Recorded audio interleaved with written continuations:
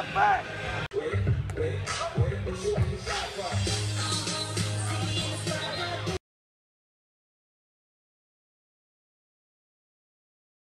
right, Coach. First practice back on this teal turf. Just kind of tell me about that. Well, I think, we're delighted to be on the field, and I think what I really like are the people of Horry County to really understand that part of the reason why it's teal isn't just because it's our colors. It's very, very much because we try to represent the entire community.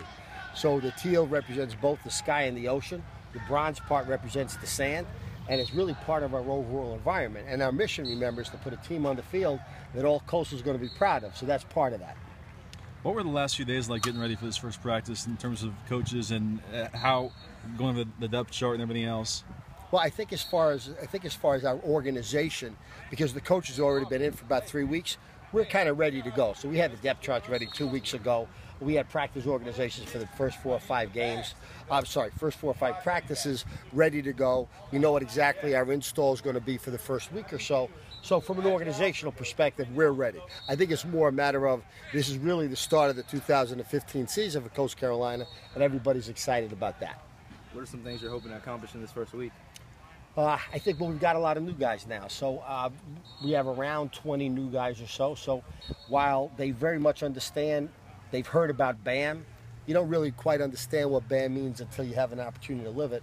They've heard about the mission. They don't understand what that means until they really start to live that.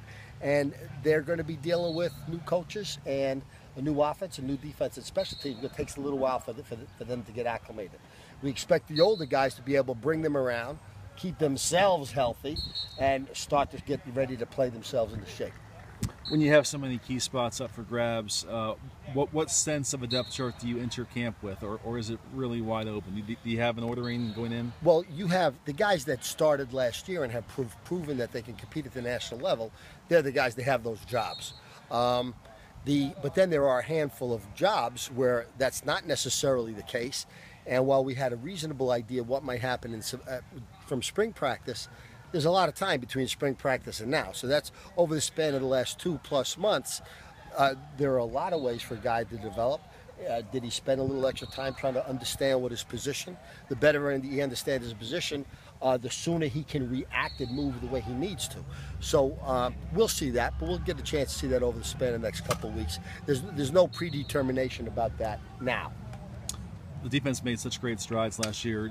Is any part of you a little nervous losing both linebackers, losing so much of the secondary, and wondering what shape it's going to take this season? Well, I'd like to think that every year we have some good players, and every year you don't want to see those players leave, but it's a fact of life. And we knew last year that we were going to lose our linebackers. We knew Quinn wasn't going to be here. We knew those things.